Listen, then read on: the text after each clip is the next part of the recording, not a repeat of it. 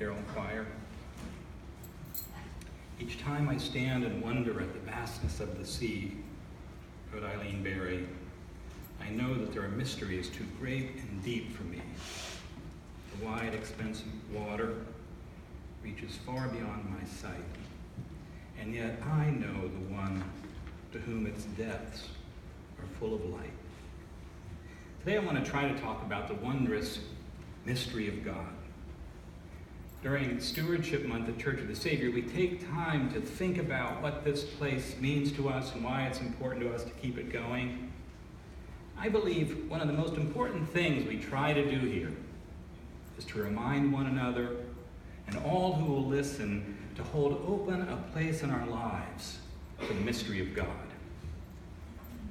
That may not seem very important compared to things like feeding those who are hungry, serving those in need, seeking justice, caring for one another in concrete ways, or even paying the mortgage. But in a way, it's at the heart of everything we do. Even more important, our sense of the mystery of God as an essential dimension of reality is a quality that defines who we are as people of faith. It gives us an understanding of our place in the universe and deep meaning for our lives.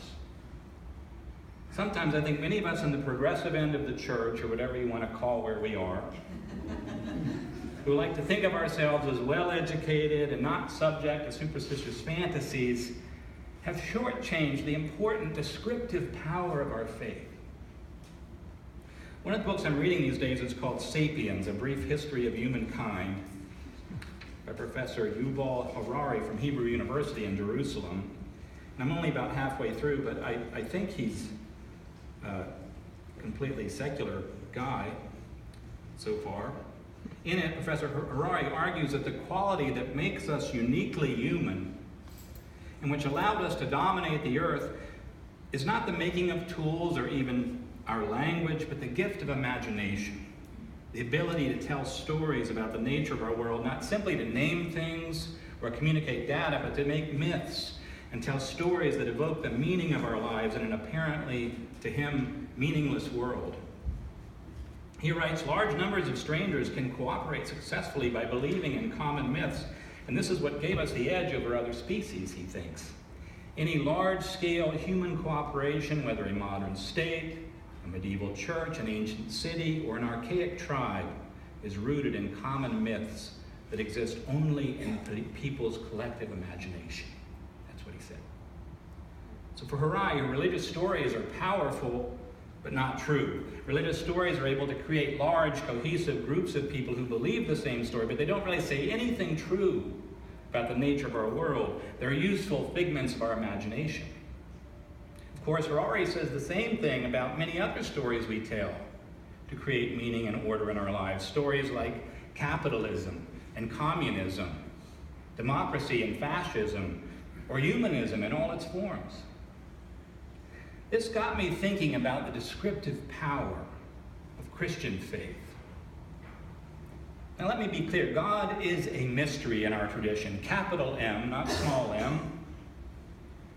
God is not a fact that can be proved by the scientific method. I come from a science background, and I still love science. I love reading science stuff all the time. It's the most powerful tool we have to understand how the universe, our bodies, even our minds work. Yet, at the same time, there are things about our existence that science cannot capture or nail down. For example, a long time ago, science figured out every detail of the complex process of photosynthesis on which almost all life on Earth depends. Science described how plants transform light energy into chemical energy, converting water and carbon dioxide absorbed from the air into sugar molecules that store the energy for later use. Thanks to science, we know the what and how of that process in exquisite detail. Yet we do not know the why or the wonder of it. We don't know why matter should act in that way, bringing forth energy for life out of light. Science can't capture the wonder of the whole thing. I don't care how many complex chemical formulas are written to describe something as totally assumed as photosynthesis. The idea that photons of light traveling through space at 186,000 miles per second and coming from the sun over 92 million miles away are used to turn carbon dioxide and water and some other stuff into lettuce for my salad.